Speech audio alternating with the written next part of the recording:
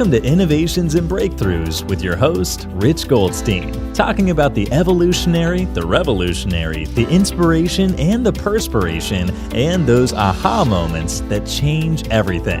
And now, here's your host, Rich Goldstein.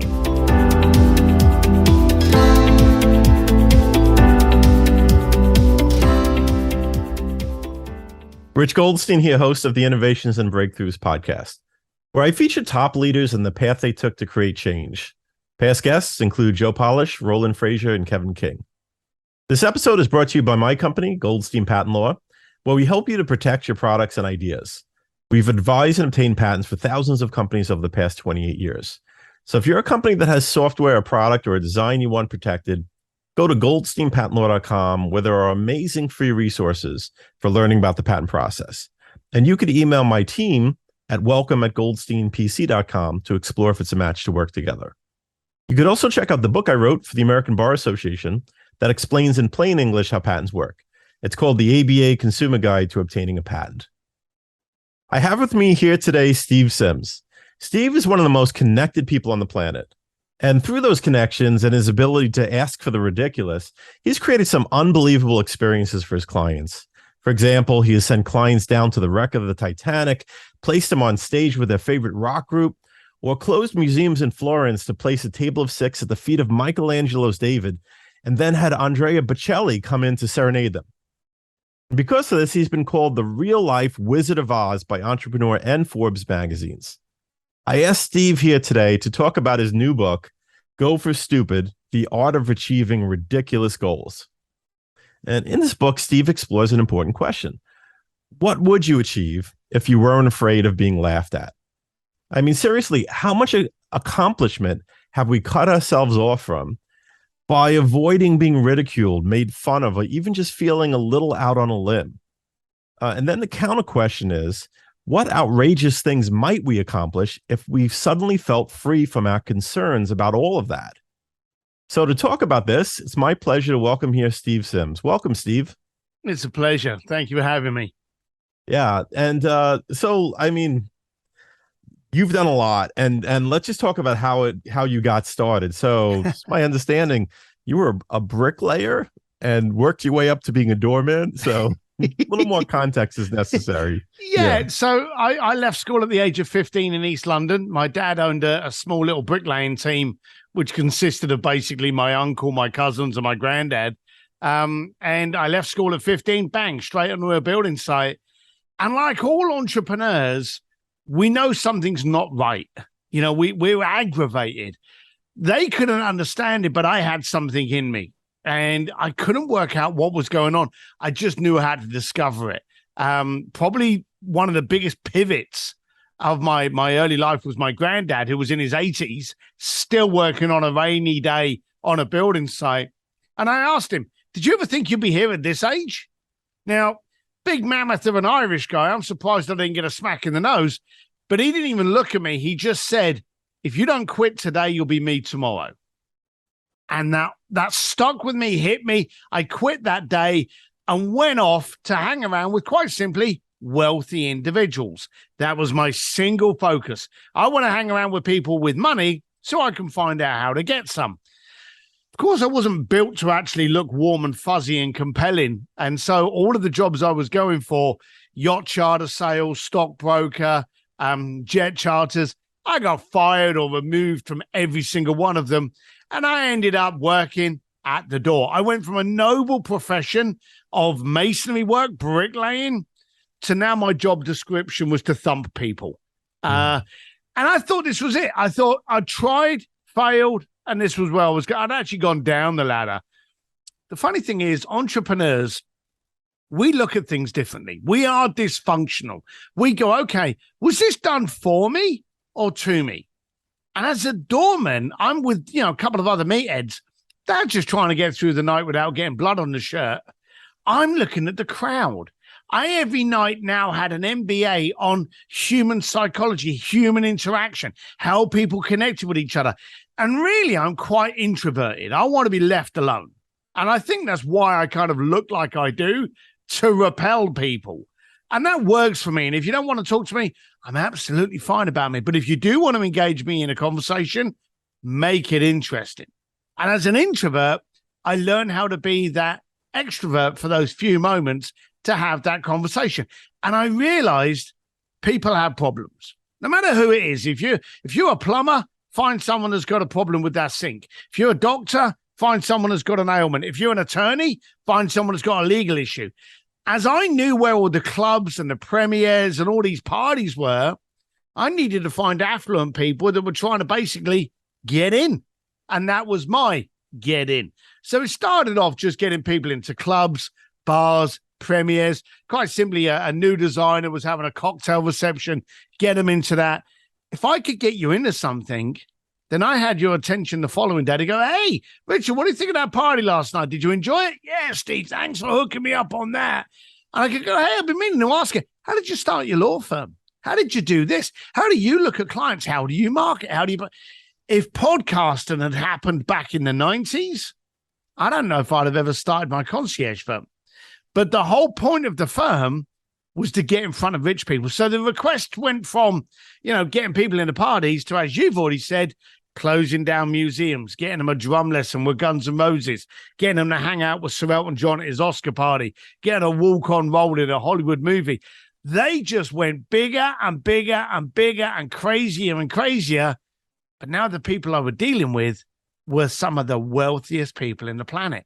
And I spent 25 years literally just doing things in order to be able to interview them for my education. Of course, when you walk out of a room getting advice from Elon Musk, Richard Branson, Jean-Paul DeJoria, I may look stupid, but how much of a moron have I got to be not to action some of that mindset change as I walk out the door? And that was it. And then 5 years ago, I wrote a book, not really expecting it to kind of take off, and it did. And now as you know, I teach, I train, I coach, and I speak literally all over the planet on how to make those connections, how to bring value to them, and how to get the clients you want, not the clients you're getting. And that book that I didn't mention in the intro, but that would be Bluefishing, I imagine. Yeah. It literally, for anyone out there that's trying to write a book, I apologize about the next story, but I was literally in a room having a chat with this girl, telling her one of my funny stories. She ran off, brought this other woman back. Turned out she was one of the heads of Simon & Schuster. And then a few people around them I knew, and I knew Tucker Max, and I knew JJ Virgin that also knew this lady. A week later, I had a contract. We had no manuscript. We had no idea. We had no concept. They just wanted to get behind writing a book. And in fact, the first book they asked me to do was name dropping all the people that I dealt with. And let's just say I've got some colorful people in my Rolodex. I'd be dead before my first whiskey. So I knew I couldn't write that book. So they said, well, how do we find out? How does a bricklayer go from being a bricklayer to working with the Vatican? How does that happen? So we wrote that book. And again, I really didn't expect it to take off. And it ended up being released in Mandarin, Chinese, Thai, Vietnamese, Korean, Polish, and Russian. And it became a bestseller all over the place. It was stunning. Yeah, no, absolutely. And fascinating. And people know of, when people hear Bluefishing, they think of you. It's like you've not only had a best-selling book, but you really coined a term, and you and it's you created a brand for yourself, or a sub-brand. Yeah. And so you talk about how you went from kind of being introverted to being able to kind of summon up that energy to have that conversation with someone to learn from them. Well, what do you think was the secret to really kind of engaging people in a way that had them interested in having a conversation with you? That's a good question, but I want to rephrase it at the moment, because you said, how did I go from being an introvert? I am. Right. It's like saying, how did you go from being left-handed to right-handed? You don't. You learn how to use the right-handed, but inherently you're still a left-handed person. I'm still an introvert. And when you see me on stage, when you see me at an event, when you see me throwing my own events, you can very easily and quite respectfully be understood that, hey, you think Sims is an introvert. I'm an optional extrovert. Okay. I do what's necessary when it's necessary. And here's a little tip for any of you out there that go, oh, I'm too shy to do that. I couldn't do that. I couldn't do this. You've actually got a benefit that extroverts haven't got. You see, extroverts need to be the center of attention, regardless what the center of attention is. They love all that attention. I've got extroverts that are friends of mine that just have to be the center of attention, and there's no gain from it. Well, the beautiful thing about an introvert is we move with purpose. We will only do that event if it moves the needle. If I speak on stage, what's the impact I'm going to create? What's the clients? What's the book sales? What's going to happen to my business? What's the advertising capability out of it? Those are the questions an introvert asks.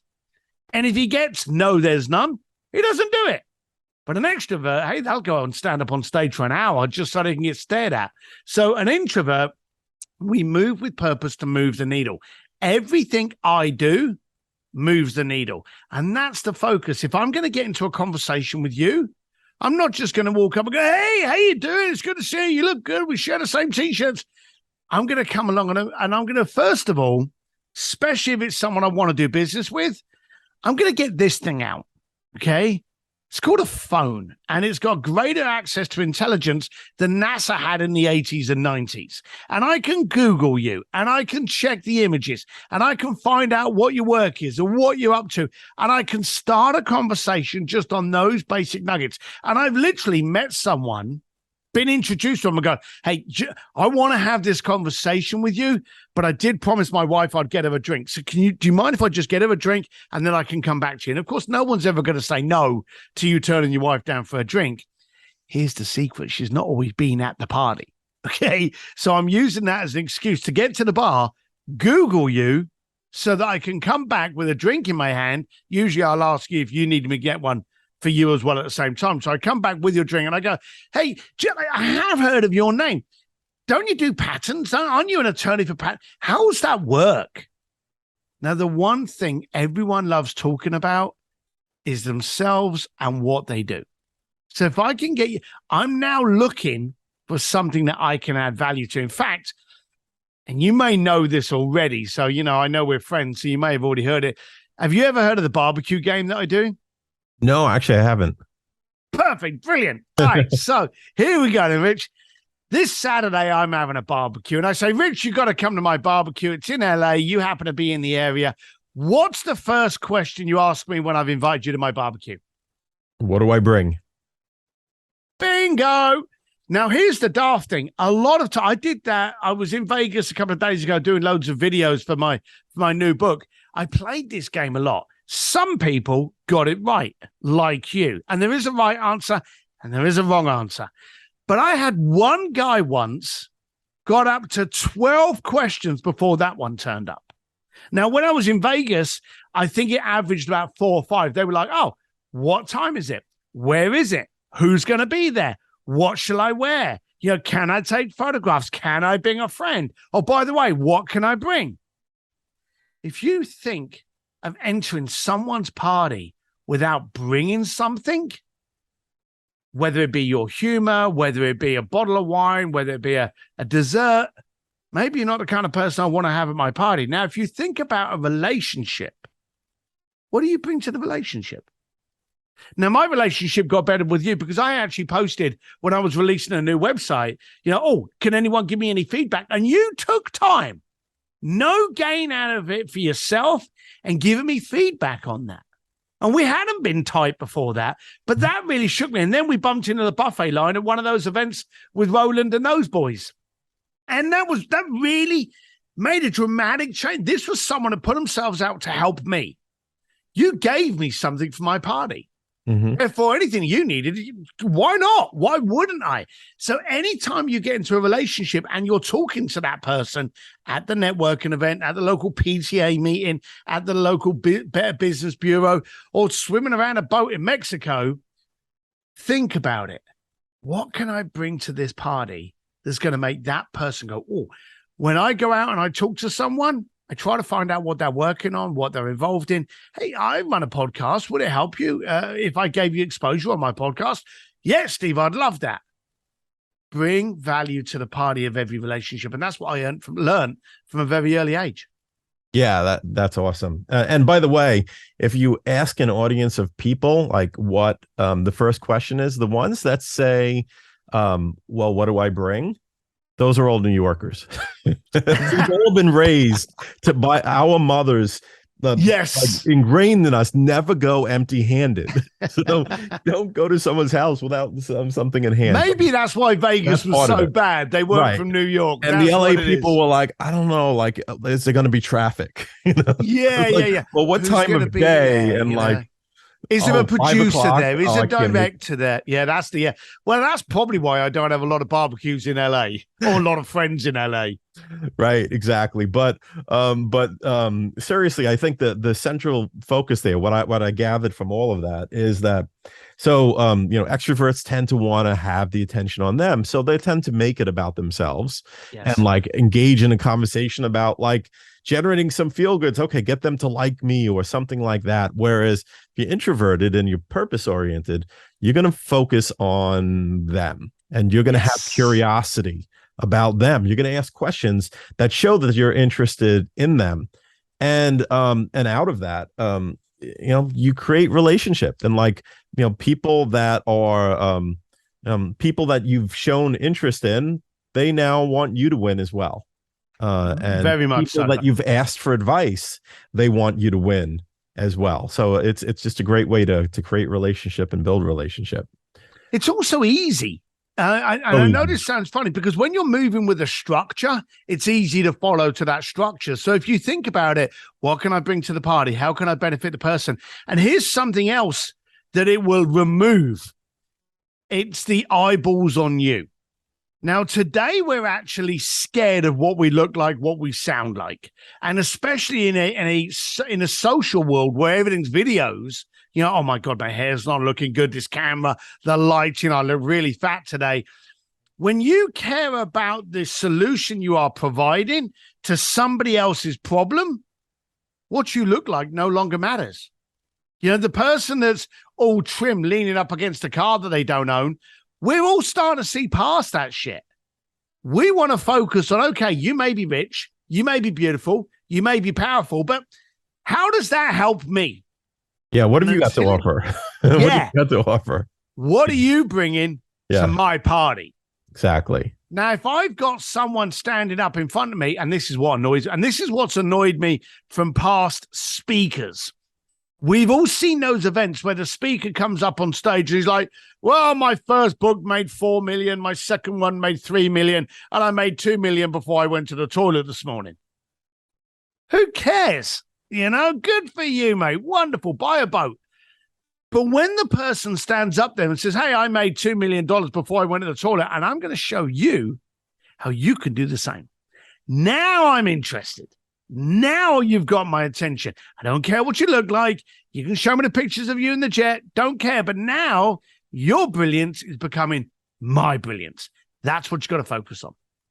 Yeah, absolutely. And you said something a moment ago about how kind of we're where our concerns are and how that kind of keep us from engaging in certain conversations and such. I think that's a good segue to Go for Stupid, where you like it seems like that's the key right there is kind of getting past some of that self-concern to be able to ask for things. So, let's talk about that and how that all came about. So there's this book, Go for Stupid, as you just lovely. Thank you very much for the drop. It actually started off as aggravating posts that I started doing during COVID. Did you see how during COVID we came up with the cancel culture? And we came up with the point, sneer, and remove. We wanted to find you were dressed up in a fancy dress party in 1997, and now we wanted to scorn you for it. We were looking for those sound bites that made you sound stupid and ignorant. Someone does something, we're not caring about what they did and how impactful it is. We're caring about how we can laugh at you. Give you a prime example. Elon Musk, who's probably the lord of entrepreneurs, greatly revered as the impact maker. He pulled out a Cybertruck. The only similarity with that truck with anything else on the road was that it had 4 rubber tires. Everything else was different. The composites, the outlay, the look, the electronics, everything was different. He literally reinvented the truck. But what was the headline the following day from that unveiling? He broke the window. Oh, didn't we like to laugh at that? He broke the bulletproof window. If your specifics when buying a truck is you need bulletproof windows, you don't need a new truck. You need a new zip code. You need to be moving somewhere else. But we wanted to laugh. Now, we all saw it. We all read it. Did you see the video where he actually lined up 3 doors and he had 3 guns, 3 projectiles that threw things at the windows and none of the windows broke? Did you ever see that? No. No one did. No one cared because we couldn't laugh. You know, yeah, we laughed at the one thing that he did do wrong, right? Like we didn't. Correct. The focus isn't on his accomplishments. It was on the thing that didn't go right. You said it at the beginning of this. We're actually not frightened of failing because that's where education comes from. We're not frightened of screwing up. We're not frightened of losing money because that's where all the education comes from. Okay. When we go into a room like a war room or any of these masterminds around the planet, we are openly in a room full of serial failures. We constantly try things. They go wrong. We learn from them. We get to be refined. You know, you'll make 20 mistakes before you make a success. That's how it kind of works. But in today's world, we're not scared of that part. We're scared of people seeing it. And we're scared of people jeering. Now, here's the funny thing. Elon Musk doesn't care. Jeff Bezos doesn't care. Richard Branson doesn't care. Successful people don't care about you jeering at them. They're not focused on that. They're ignorant. They can't hear it. It's white noise. But during COVID was the 2-year period of excuses. Oh, my God, COVID's here. I can't go out with my mates now. Well, you weren't going out with your mates much in any case. You were texting them on bloody Facebook. You know, both me and you remember from a time, I'm East London, you're New York, when your mate had a baby, they didn't post it. They phoned you up, said, just had a baby. You got together with cigars and whiskey and looked at the ugly little thing and went, hey, let's have a drink to the new baby. That's what we did, wasn't it? Right. Now, what do? You have a baby, you shove a picture of it up on Facebook and you're pissed off if you don't get 1 million likes. You know, they all look the same. I've got 3 kids. Let's be serious. Most babies look the same. Okay. But that's the society we're in. We want recognition from people that we don't even know. We've lost the ability to connect. How many people in COVID? Oh, I can't get to the gym now. You never went to the gym before, you fat bastard, and now you're using this as an excuse. I literally used to post this. And I used to get aggravated, and I would have conversations with people going, all of these excuses, and then something big happened. We went from Me Too, Asian Hates Matter, Asian Hate, Black Lives Matter. We were so aggravated, we were actually deciding that our voice had to be heard. Now, I've said those 3 things, and I guarantee you there are people triggered going, what's he going to say about Black Lives Matter? What's he going to say about Asian? The bottom line of it is, we need to have conversations on important subjects. All of those, plus many others, are important conversations that we need to have to become educated, to understand what are the concerns we're in. But because we're in a gotcha society, what do we do instead? We run away from the conversation. We would rather not say something that someone could get triggered about than actually allow someone to be triggered and allow them to educate us. We're in a gotcha society. So I started writing these rants, and then I started talking to some very wealthy people going, how do you handle this? And a lot of them were like, I don't hear it. And I decided that I had to write the book to actually start getting you out of the way. Now, I ran this concierge firm that you mentioned earlier. The one, we call it the Voldemort word. The word that we couldn't say was impossible. Because how many people go, I'm going to do this. I know it's impossible, but I'm going to do it. The second you've given that word, the second you've empowered it, you've given yourself an excuse. So what we used to do in the concierge world was someone to be like, I want to have a great meal in Florence. Great. How can we take this to stupid? How can we make this ridiculous? What's the dumbest, most ridiculous thing we can do here? We used to go for stupid. The point is, we used to go for ridiculous goals and quite often fail and get goals achieved that were like 20 times further than had we gone for something that we were able to achieve.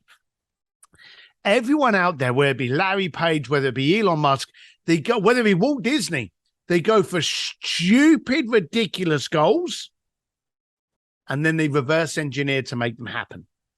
And that's what we did. So I've used that experience, go for stupid, probably for about 10 years.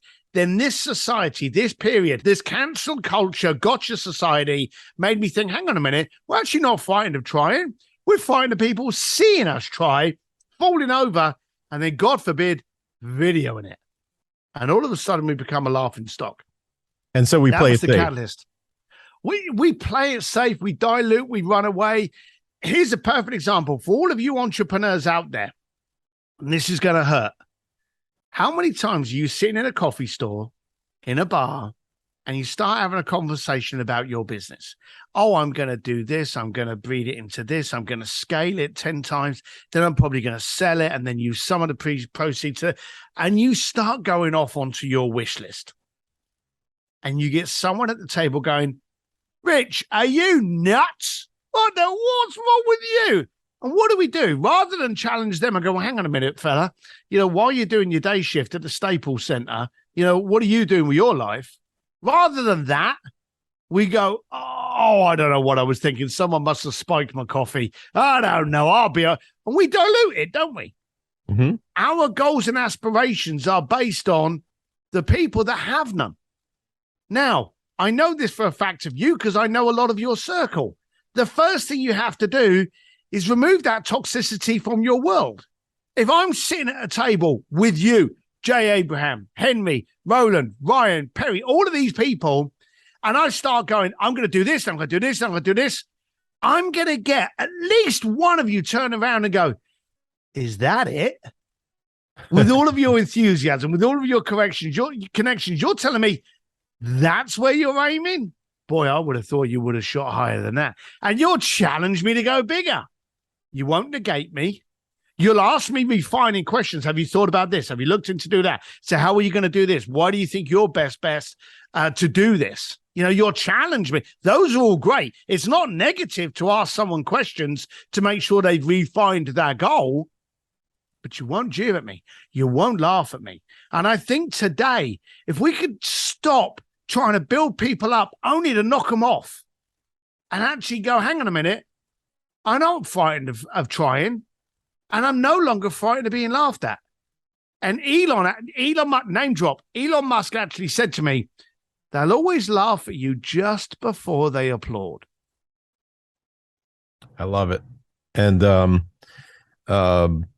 so just in terms of like doing the ridiculous, setting outrageous goals, first of all, just to cap that off, like, yeah, you're absolutely right. It's like you surround yourself with the right people, and when you say something, they'll start thinking of like, okay, well, how are you going to get there? So if we were sitting at that table and I said, I'm going to create a hedge fund that's going to focus on tech startups in the healthcare space, then they say, okay, cool. Do you know like the healthcare companies to be connected? You need to be connected with any healthcare companies or things like that, right? Just whatever it is you said, you immediately would be like, okay, cool. How do you get there? And maybe can we connect you with the people that you need? And that's, I think, the beauty of surrounding yourself with the right people.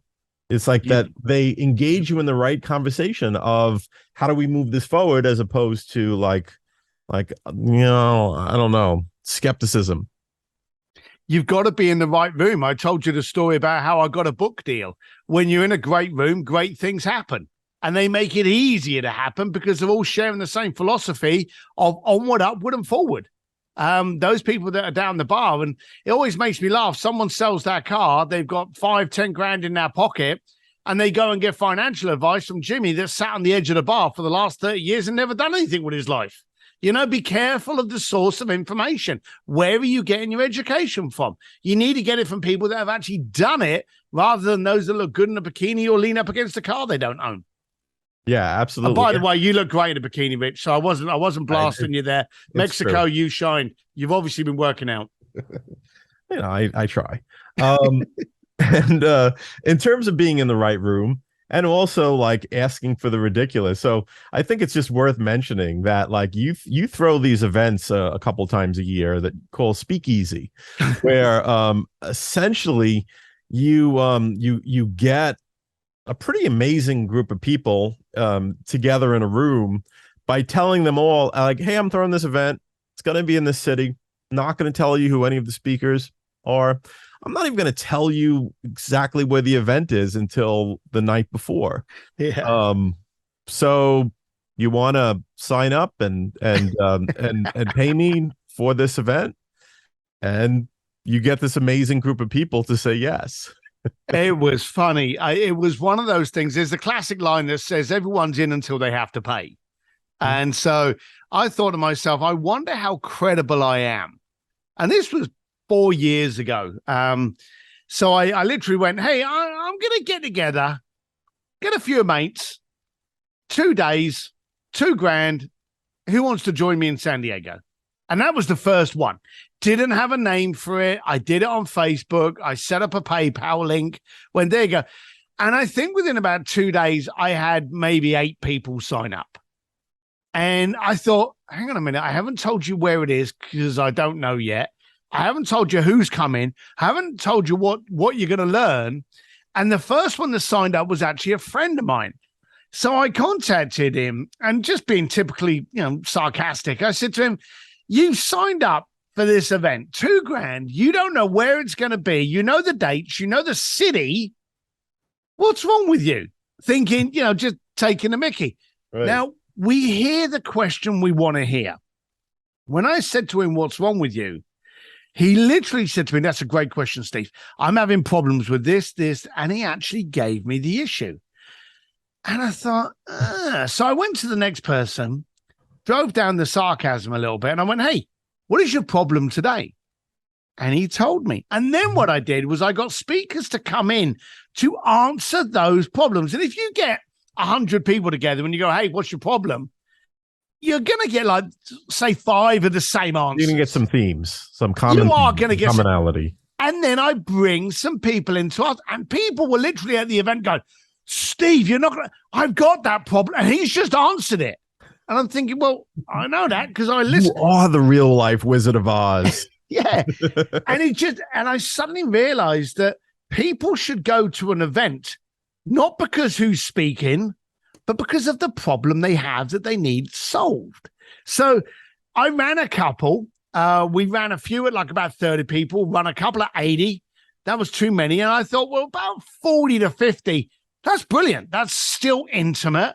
And I focus firstly on the room. Who are the people in the room? And I guarantee you, I probably turn away, maybe a third of the people. We could have easily sold out of LA. Easily, the one that we just did, easily, but we stopped people. I think last week we had about 4 people signed up. The worst one was when I did one around Oscar weekend, and we had about 20 people signed up, and we refunded 16 because they were the wrong people to be in the room. And I want to make sure the room's right. I want to make sure I understand your problem, and then I want to bring people in. And by getting those people that will be in for that journey and that experience, they're all in the same mindset. That anticipation, what's going to happen here? I signed up, you signed up, hang on a minute, you're the head of a $10 billion company, and hang on, you're an Olympian, and hang on. The room is as dynamic as the stage. I've actually had world-class speakers stand on stage going, I have never spoken to a room where these people are smarter than me, and you want me, and I'm like, hey, you have the problem so that you have the solution to that problem. So I didn't think it would take off, but 4 years later, we're still doing these speakeasies all over America, and they're real fun. I think we're probably going to go international at one stage, but it's real fun to challenge people to get uncomfortable before they grow. Yeah, absolutely. And I think you hit on one of your your key strengths here of not being an extrovert. Is that like an extrovert would be like, yeah, the more the merrier, right? The introvert, purpose driven, as you've said, being introverted allows you to be purpose driven, which says, I'm going to make sure it's the right people in the room for the right reasons, as opposed to the more the merrier, right? Yep. So part of your strength. And that's thank you very much. I think it's a superpower of introverts that they don't realize they have. Mm-hmm. Well, it's certainly yours. And I think it's fascinating kind of what you've done through Bluefishing, Speakeasy, and now, of course, Go for Stupid. And if people want to learn more about you or get in touch with you, how do they go about doing so? Well, here's lesson 101 on branding. Be the same person everywhere. So Steve D. Sims, D for dash in, 1M in Sims, anywhere that you consume your media. So you can go to steveDsims.com, or you can go to Steve D. Sims on Twitter. You can go to Steve D. Sims. It's anywhere that you consume your media. Stick in Steve D. Sims and you'll see my ugly mug lurk in there. Awesome. And so Steve D. Sims, thank you so much for being here. Thank you so much for taking the time. Always great to hang out with you. It's been a pleasure. Look after yourself, Rich. Until next time. Thanks for listening to Innovations and Breakthroughs with your host, Rich Goldstein. Be sure to click subscribe, check us out on the web at innovationsandbreakthroughs.com, and we'll see you next time.